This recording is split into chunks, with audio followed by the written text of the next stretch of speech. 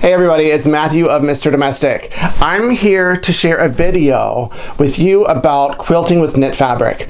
I've been told a million times that you can't quilt with the knit substrate, but I'm here to tell you that you can. It just takes a little bit of work, but it's so worth it because in the end, you end up with something more luxurious and comfy cozy than you ever could have done with traditional quilter's cotton. So if that's what you're here to learn, before we get into the content, make sure to subscribe and don't forget to give me the thumbs up anytime you're feeling it. So let's get ready to have some fun. So anytime you're working with knit, the first thing that you want to do is wash it at least a few times, high heat, and then put it in the dryer. I've done that with this since it was newer, but this is really scrappy. So if you wanted to use a knit jersey dress or a t-shirt, then that's already been worn and there's no reason to wash it. And so as you can see, it starts to curl. Knit does. It curls towards the top. That's how you know this is the right side of the knit. And then this is SF101. It's a mid-weight woven, which means you can see the threads going this way and that way, interfacing, that I like to use for almost all of my projects because it's pliable and it's durable and doesn't go anywhere. So once you've washed your knit fabric, this is how I like to attach the interfacing to my knit. As I have the texture side facing up, then I'll place the knit on top of it.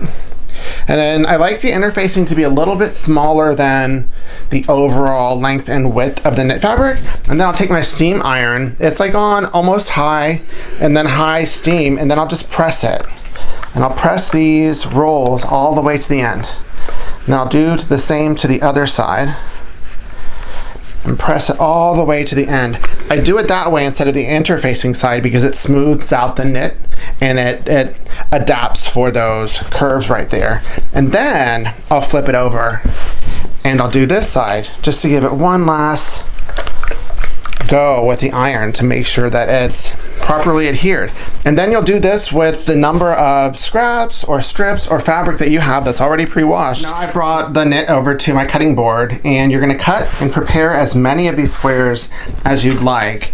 And for the pillow that I'm working on with this project, I'm going to need 3.5-inch squares, and I can probably get 2 out of this one. So I'm just going to trim, and I like to make sure that it's even and that the interfacing is on all pieces of the knit because I feel that it'll just create a uniform piece that's really good for quilting. Okay, now cut 3.5 inches here. And if it's not uniform, then it might feel differently as you're feeling all the different ridges of the quilt. So 1, yeah, that'll create 2. And so you've gotten 2 from this piece of knit. And then you'll cut up the appropriate number of squares for this project or a project of your own. Of course, if you're making a quilt, you'll do bigger squares for all of this. So for this video, I've gone ahead and sewn my rows, but as you can see on this, there's 1, 2, 3, 4, 5, 6, 7. So 7 by 7. I needed a total of 49 3.5-inch squares for this project. And the first thing that you'll want to do is lay this out, just to get a layout, depending on how many different fabrics that you're using. I'm using 14 different fabrics, so I like to make it random, and you won't be able to see the entire layout here, just because I think some randomness adds some visual interest for you. And then you'll have your final one once you get all of this laying out for you to visualize. And this is the row that I am going to show you how I sew and prepare this in real time. So now I'm going to take you over to my sewing machine. So now I am over at Felicia, which is my sewing machine for those of you who are seeing this for the first time. And I'm going to sew the bottom row of 7 squares just to show you what I do. Essentially, once you have the woven interfacing on here, this turns like fabric. It doesn't move like traditional knit. It's kind of like working with cotton woven fabric, and you don't have to use any special thread, any special settings. Just get your machine ready and go. And I am going to sew these at a 1/4 inch seam allowance, and I don't even clip. If you wanted to clip, go ahead, but since this one is a smaller square, it's only 3.5 inches, I'm pretty sure that it's gonna line up correctly. So there's one. And then I'm just back stitching a little. Ooh, I'm back stitching and quilting. And then there's one. And I'll just keep going through the whole row, adding another one. And just in case it slips, I'm gonna flip it backwards to where I'm sewing from the bottom instead of the top, and then alternate. So this one I started from the top, this one I'm gonna start from the bottom, and that's just in case it shifts a little bit, it'll adjust, and at the end of the 7, it will all be even. So I'll sew one more in real time, just so you can see it.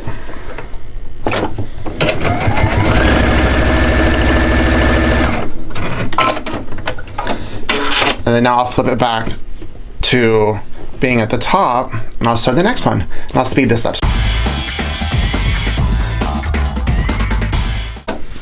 And now I have completed an entire row.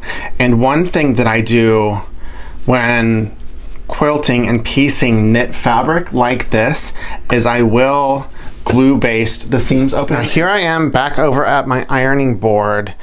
And the reason that I'm going to press these open and glue baste these is because this is a thicker fabric essentially. It's almost become like a flannel weight fabric in thickness. And I don't want these to get all janky and messed up whenever I go to quilting. So I want them to lay flat. And so I have my trusty Rowenta iron on high heat, high steam, and I just use my sew line glue pen and I mark right there, and then I'll mark on the other side. Like that, and then I will hold it.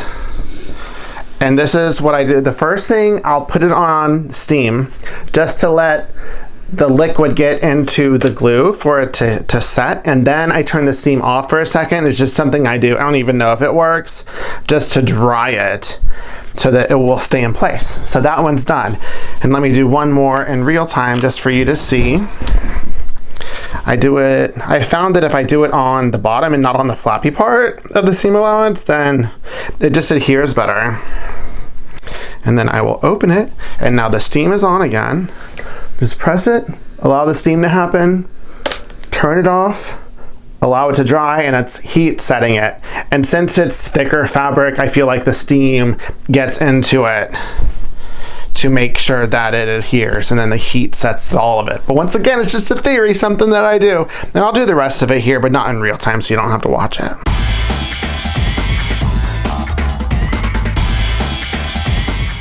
And so now the entire thing has been glue basted, and I'll take this over to my sewing machine and I'll sew 2 of these together so you can see a trick right there. So now I'm going to show you what I do when sewing the 2 rows together. As you can see, the seams are all pressed and glued open, and I don't pin this or glue baste it because I feel like I need to manipulate it to make sure that all of the seams match as I go. So this is the top row. I match this one up first, like this one, and just make sure that these 2 are lined up right there. And then I sew until I get to the seam. And this, once again, is at 1/4 inch. And then I'm at the seam, so I know that that seam is going to be even. And then this one, it's a little off. It doesn't naturally meet. So I'm going to pull these to where they do meet and match up. And then I just sew to the next one. Because see, now this one is matched up, and I'll sew. And sometimes I have to pull a little bit to make it taut, but this is the best way that I found to make sure that the seams are all going to be even with the minimal work. And I'm all about minimal work. Okay, so this one's a little bit off too, so I'll pull it. This works with woven, it works with any kind of fabric if you're trying to match the seams, because the iron afterwards will fix it on the end. I'll do one more in real time. And now I'm at that seam again with my needle, and then I'll fast forward the other so you don't have to see in real time. Now I am finishing up this row, and all of the seams should be awesome and perfect. And boom, boom, boom, check out these seams, boom, boom, boom. If they get a little askew, it's totally fine, but I found this to be the best way that works for me when working with any kind of fabric, regardless of stretch. Now that I've sewn all of the rows together and matched all of the seams, I have brought it once again over to my ironing board, and I'm going to press these open and glue baste them the same way that I did the individual ones. And I'll just do one row that you can see it in real time. Don't need to overkill this concept. And once again, why I press these open and glue baste, why I feel like it's super duper important, is that this fabric with the interfacing and knit, just in general, it's thicker. It's almost like a sturdy flannel at this point, that I don't want any of these seams to get disheveled whenever I put it in front of the batting. I really, really want it to lay flat, and I want to know that it's going to stay there whenever I get into the quilting of it. So I'm using some steam. No need to rush it. Just make sure that it's really set. And I'm going to make one pass with the high steam to make sure that it's open. And just to double secure and make sure that it's good to go, I'm going to turn the steam off again and use the heat and high heat to set that glue in place so that it's not wet and it doesn't move whenever I go to the next. Dun, dun, dun, dun, dun, dun, dun. There we go. This one is good to go. Now I'm going to do all of them, and then I'll show you the finished piecing of this amazing knit fun jersey pillow that you would be able to quilt very easily. Now you have a piece, whether it's a pillow size or like the quilt size behind me, that you can quilt in your sewing machine. And honestly, when I quilted this pillow, I didn't use a specific needle. I had a denim needle already in there and I didn't change it. So that's being brave. So no extra steps, no extra worry. You have turned this into a substrate that can be used just like quilter's cotton. So if you got any tips or tricks, make sure to give this a thumbs up and don't forget to subscribe. Keep it positive, y'all. Mr. Domestic out. Thanks for watching my video. You can subscribe on the right, just click on my face and watch some of my other videos on the left.